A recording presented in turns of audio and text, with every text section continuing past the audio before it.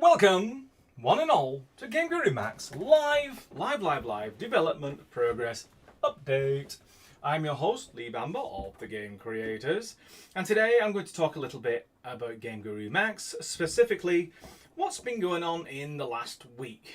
But before I get into all that lovely juicy stuff, I just want to make sure that everyone can hear me loud and clear. I have had some great fun this last week with microphones.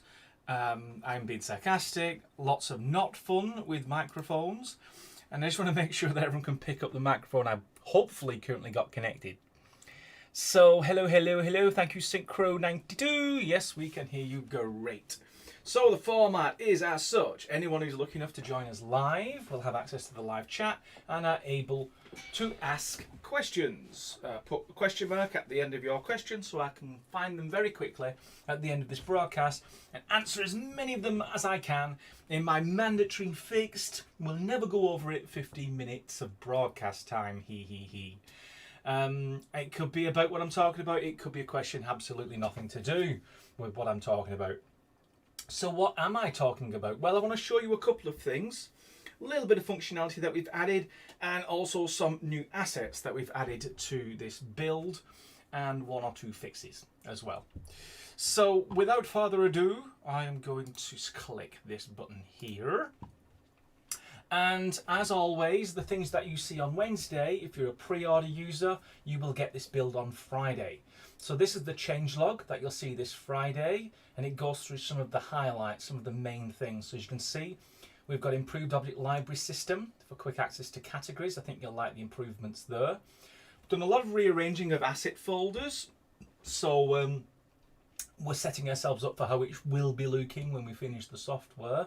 You'll notice that the grid, the standard non-grass grid for terrain is now been lowered, so it's a darker grey. The reason is a top artist, in fact, suggested the land should never be brighter than the sky unless you're standing in the Arctic. So we've lowered that in order to produce a nicer visual result for all the objects that we render in these Wednesday broadcasts and what you get to see every Friday. We've added some new assets, additions to the basement props collection, but we've also added a whole new collection, new set of trees and flowers, so I will show you that in a little bit. And other bits and pieces. I won't show the importer feature, which allows you to recenter meshes to its 000. It's very techy, and I don't really have any imported models that are verified that I can share today. But you just have to go to the import model and see a new tick box which lets you center meshes. And for people who are bringing in arbitrary models, that can come in pretty handy sometimes. So what I'm going to do now is go straight in and show you the first part, which is the new object library. So I click add, and as you can see, we've got the object library. What do you want to add to your level? But remember, before we're in this arrow, it would actually drop down, you'd see all these categories. It was quite a hidden thing to find all the categories, and it wasn't that useful. So now it really just shows you all the things that you've typed out in your search history, so you can go back to previous search history items. We've now moved the categories onto the left side, and this is what we currently have for our layout. We think it's much improved. At the top is view all. So if I just go out and maximize that a little bit, so we're still on view all, and maybe knock this down like so. Maybe that would do. You can see we can scroll through every object currently in the asset collection for GameGuru MAX. There is quite a lot. Those are the trees I was talking about. So that's view all. That's literally show me everything. Obviously you can search into keywords and stuff like that. And then underneath that you got the favorites. Currently we have no favorites recorded. And then here we go into the categories. So characters. It just shows you all the characters that are available right now. Game elements, so these are all the game elements you have access to. And showcase, objects that we feel are noteworthy and we put in here so you can check them out. And then these are all the divisions of the different assets we've got. So we've got the basement collection, which, as I mentioned earlier, we've expanded upon. So if we scroll down, you've now got walls and doors and windows and columns. So you can actually add the walls and floors and ceilings to your basement, and that adds to all the stuff you already saw, things like pipe work, etc, etc. You've got the Indus Collection, short for industrial. So you'll see lots of industrial items in that category. You've got the Jungle Collection, which is what you saw before. So lots of grasses and rocks, and particularly jungle trees. Then the Max Collection. This is what you was familiar with in terms of what we call our stock stuff. So you notice I can open up a category and go into a subcategory. But when you highlight the main category, it shows you everything, and including its subfolders. A much better approach than how GameGuru Classic did it. And you can just look at them by subfolder if you wanted to. So you recognise all the seller assets, the rocks, the stones, the trees, and of course the stock weapons that come with GameGuru MAX from our own collection. And the Max Collection will continue to expand as we need more assets to demonstrate various functionalities. The Shanty Collection is a little shantytown construction kit, so you can build lots of shantytown tones. Again, you've got some subcategories, so I just want to see fences, I just want to see outbuildings, I just want to see structures. And of course the Tree Collection, which is the one I want to talk about because I'm really pleased about it. As you can see, we've got some sort of desiccated forest trees, so these are all dark and gloomy. You've got some stumps, trees with no leaves on it. And then we go into all the different breeds of trees. So we've got the Fucus, Carissa, etc., etc., lemon trees. Got some really tall trees, very tall trees, some very small trees, almost shrubs.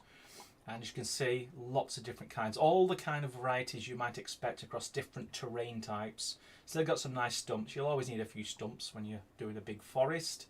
Nice hangy down leaf things, more trees, trees with flowers on it. Nice little, almost looks like a bonsai tree. And then we go down into a small collection of flowers that comes with the Tree Collection as well. So if I just pick this one as an example, you'll actually see that it looks very nice indeed. So these are really high quality trees. I think you will really be pleased with them. Drop them in your level. Collision works on the trunk, but it won't work on the leaves, so you can actually move through the leaves no problem. And it really lends a bit of quality to any levels you want to create that needs a lot of trees and vegetation and things like that, and will be helping us when we start populating the different terrain themes. That's something for the future when we start talking more about our new terrain system, because the new terrain system, one of its little tricks is to be able to populate that terrain with the correct trees in the correct distributions based on probability curves. So I'm really looking forward to showing you that in its entirety, but these are the assets we're going to need in order to populate those terrains realistically. So another little thing I want to show, it's just a little thing, but it's something that's been annoying a few, and I thought I would show you the fix right now, which is, remember when last time when we could drop in a light and then you could set it to a spotlight, and then we can go here and rotate that spotlight. Before, it would ignore the Z. So as soon as you rotated this way and then you rotated the Z, it wouldn't do anything. But now it actually responds to all three Euler angles, and now you've got all of the stuff you'd expect from a Euler, and the spotlight is now pointing in the same way as the cone of light from this traditional spotlight. So point lights emit in every direction, and spotlight points in a very particular direction. So that indeed has been fixed. And then of course you can set up a behavior if you want for your light, so that'll just rotate it. So when you're in the game, you've actually got a light that now rotates based on that spotlight that you set up. It even lights the tree, which is very, very nice indeed. So that's what I wanted to show you. There's lots more in the asset library, a lot more actually, but I really didn't want to do an exhaustive list. I just introduced the fact that we have rearranged this a little bit. We have moved where the jungle assets are, so we have updated as well the welcome screen.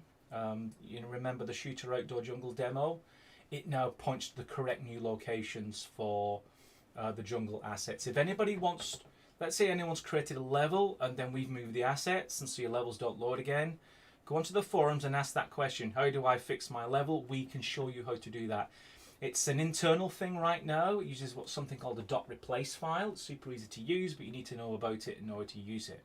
Eventually in the software, it will auto-detect when an asset has been moved, try and find it automatically, which will be very easy for it to do automatically. And then if it really can't find it because someone's done something gargantuan, like renamed the entity itself, the object itself, then it will offer up a user prompt so you can go in and find it because maybe you know where the asset moved to. And then it uses that information to try and guess the rest of the assets. So if you're going to model a level with 200 objects, you're not clicking 200 paths to destination before your level will work. But that's something to look forward to in the future. So now I want to turn it over to the questions, because I'm sure everybody has some questions. I've let it build up. I'm looking at the time. We're doing very well. We're 10 minutes in, which means we have a full 5 minutes of official questions. So I'm going to drop this in. If anyone remembers a couple of broadcasts ago, I dragged in a chat box, not from the live broadcast, but from some of previous broadcasts, ends up answering all the questions from the previous week over identical answers. New answers in the very original way, but the same old questions. So I'm pretty confident that these are the latest questions from today. But I'm just going to double check. Yes, yeah, we can hear you. I remember that, and so this is definitely this week's chat. So looking for a question mark. Who's got a question for me? Here's one from Mickey Martin. Question mark. Hey Lee, I'm building a computer. What video card can I buy for best performance with GameGuru MAX?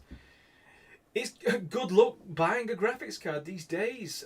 They're being bought up like hotcakes. I couldn't find a decent graphics card when I was getting one recently. All I could find was a passive cooled graphics card. I ended up reverting to some cards I had in my own stock. So good luck finding a great graphics card. But as for spec, all the while we've been talking about a GTX 960 as an absolute minimum. But as we continue to work on GameGuru MAX and we're liking all of the extra visual and performance qualities we can get out of better cards, that is not fixed. So look at GTX 960 as a minimum. It's an old card. I think it's like a 5-6 year old technology card now. So anything bigger than that, better. So go as high above that card as you can reasonably and comfortably afford. And then you'll definitely be in the ballpark for running GameGuru MAX as intended. So here's a question from Super Confident Man. What is the title of your book about AI? The title of my book is Game AI Pro 360 Guide to Character Behavior, edited by Steve Rabin. Fascinating read. Talks about modern AAA games and how they do the various AI clevernesses. To be fair, reading along, I'm kind of nodding at it all because I've kind of already done it in one form or another. But to actually read it in the third person, sort of get an idea that, okay, well, so these are the best techniques right now. It's quite building up the confidence. And I'm looking forward to taking some of those lessons and applying them, not just to the scripts that I'll be writing for zombies and characters and stuff like that, but to the visual logic system, which will then allow some of that power to be put in the hands of the user, so you don't have to script, but you can still control and create logic, which is always super cool. When you press the test game button and you see what your logic is doing. Another question, looking down, here's one from LD. Are you able to add the ability for 2 people to work on a level at once? I love that idea, multi-user game editing and then multi-user playing. It won't be in version 1. I'm excited about the idea and the technology of it, but I think it will go in the same boat, in the same bag as the multiplayer work. We have picked Photon as the technology that we would use for such things as multiplayer and standalone multiplayer and multi-user, but we're not focusing on that right now. We're focusing on single player first person shooter. That's it. That's where all our energy is going into to make sure that's a great game experience. To dilute that effort and do lots of other things at the same time would be a wasted opportunity. So you're going to have to hold your breath a little bit, which then the next question is sort of around the same thing. You'll have to hold your breath on all of the multiplayer work. Here's a question from Andy Goldo. Character creator, will there also be a female and male characters with long hair simulation? There won't be hair simulation in the sense that you've got hair cloth, but we haven't got a selection of hair. We do have long hair for male. I'm trying to think through the female hairstyles. Whilst we're in the software, we may as well have a go. Because that's one thing that has been worked on, and I really haven't mentioned it much to my dismay, I just didn't add it to my my show notes, if you can call them that. Notice what's going on with this character now. It's actually got a nice subtle reflectance term all the way through the surface textures, which is the alpha channel, of every single character, body part, male, female and zombie. The truest way to see that is when you look at the eyes. You see the eyes here? How they're reflective? And you got that nice sheen on the skin. That's because we're using a reflectance term for all of that. So if I just show you the long hair for the guy, which I think is the Viking. So go for Viking brown. So you've got some nice swept back long hair. But if we go to female and we look at this one, you could say it's long hair and then tied up with a ponytail, but let's look at the other ones. We've got braids, so that's pretty close to the skull. You've got wavy, which is, it's going to be a bit crazy, the wavy one, so it's a bit crazy. And you've got punk, so let's look what punk is, maybe punk purple, so full on purple punk. Yeah, so pretty short hairstyles. I think you're talking about like the really long one, maybe shoulder length hair. We don't currently have that in our collection, but please do vote in the forums and the threads if you really want to see more hairstyles, if it's an absolute mandatory requirement. The reason why we've kept them pretty short, in addition to the fact we don't have to use cloth physics for her, is we're doing combat, you know, so these characters are going to be running around, moving a lot, and we want her to sort of look good in those fast-paced and moving animations and stuff. And if it's really long hair and it's all fixed, it just wouldn't look as good as these short, medium to short cropped hair. So just to let you know the logic behind that. But do let me know if you absolutely need some shoulder length hair for your female characters. I'm looking for another question. It's going to be after this one. Bad. Question mark, question mark. Who's got the question mark? Oh, maybe I've just skipped a lot there. Okay, here we go. Keep looking for that question. Oh, there's lots of question marks. Super confident man. Why don't you integrate something akin to the third person app EBE editor into Max? It will be a useful feature. It's already in there. If you go to settings, so editor, settings, developer mode, activate developer mode, and a button will appear called structure editor. Click that, and then you're in the old EBE editor, and you can create your interior floors, walls, and ceilings. In case you didn't know where it was. Here's a question from Fearless Wee. Question on the topic of trees. Will there be a wind shader effect for trees anytime soon? Yes, we fully intend to support wind weather. So it's wind strength, wind direction. Trees will be animated and be susceptible to the force of that wind. And if we have time, I think we will, a procedural map which defines where wind is most likely to be strong and weak based on the topology of the terrain. So lots of interesting things we have planned for wind. Not necessarily a wind shader, it's actually built into the whole thing. There's a lot of stuff going on to make that wind realistic. Luke, here's a question from Aaron Glass. Will we be able to export .exe? Will installers be made as well? You will be able to do save standalone, which is the form of an executable that you can then sell or share with friends. It will not make an installer for you. For that, you're going to get all your game files in your executable, and you're going to give it to something like what was it called? Install Shield. I think that's about £1,000 now. But there's other nice things out there that we use that's completely open source and free and really good. So there's lots of installer makers out there. We're not in the business of making install makers. We're in the business of doing game makers. So we're not going to try and do an install maker as well as GameGuru MAX. So let's look for the next question. And before I look at the time, I'm not looking at the time yet. Skuld, can you show some combat gameplay, question mark, where I can download the gameplay demos? There is no gameplay demos right now. It's what I'm working on in the background. And I'm not showing anyone anything until I have, at the very least, a complete working and clever zombie.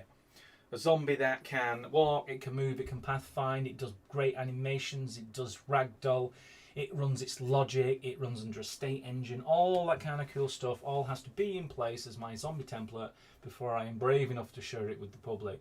Because what you want to see is what you're going to get. And if I show you the wise hanging out version I have now, it's not necessarily what you're going to get at the end of the day. So bear with me, it's my project. To work on the gameplay, and once I think I'm ready, then absolutely I'm looking forward to showing you what I've been working on, what I've been thinking about with the gameplay logic for GameGuru MAX. So looking at the clock, I used up my 5 minutes and then added 4 minutes on, so I have exceeded my timetable, which means, as everyone who's a regular tuning to the broadcast, I'm going to pick 2 questions from people who've not asked a question before. Luckily, is that going to be... yes. Sven asked the question how it's going with the multiplayer. Tune in to 10 minutes ago. We're not working on multiplayer. There will be no multiplayer for GameGuru MAX first release. We're focusing on single player first person shooter. We're not doing multiplayer until that is perfect, and then we'll look at our options and see, is multiplayer now the right time to do it? When we do it, we want to do it properly, and we've chosen the Photon technology in order to implement that future multiplayer technology. So hopefully that answers your question. Looking for another original with a brand new question mark. Here we go. This is from Lusty Andean Mapping. So you are not working on the RPG style right now? No, we're not. We're actually working on shooter gameplay. So that's basically collecting guns, shooting them, and having characters that run around with guns as well. RPG will be done after that. So you've got RPG and you've got puzzle gameplay. So shooter will be what we focus on. Again, we want to get it right. We don't want to miss any gaps. We want to make sure that all of the elements of a modern game that you play are actually evident in our shooter approach. Once that's done, a large Venn diagram of stuff that is also applicable to RPG can then be worked on until we've got a full solution for RPG gameplays, which in my mind is things like telling stories and quests, shopkeepers and inventory, and assembling and crafting new things in the game. And then puzzle gameplay, which is more about, like, you're on a space station and you've got to figure out how to reverse gravity and then assemble a ladder and then climb up it and put different switches in the right order, and then an airlock opens and things like that. So 3 very distinct gameplay styles, but we just want to focus on shooter because if we get that right, it does represent quite a large landscape of modern games that all have that shooter genre, that shooter gameplay commonality. So thanks for all your questions. I didn't mention it before, but any questions I didn't get to today, I will answer in the forums later on. Once this recording has been recorded and then put onto YouTube. And so go onto the GameGuru forums and you'll find this recording along with all the answers that I couldn't do verbally. For anyone who's new to the channel, we're talking about a development build. This isn't a final piece of software. We're still in development. If you do want access to it, because we release these builds every Friday, we're currently doing a 25% discount on a pre-order. So you can pre-order and then you can download whatever you've been looking at today every Friday until the release of the product. So I hope you enjoyed it. I certainly enjoyed talking. And as always, tune in next Wednesday at 4 p.m. GMT, where I'll be happy to reveal more, some more little functions, and of course, some more assets for you to make your games with. So until next Wednesday, thanks for listening. I'll see you next week. Goodbye.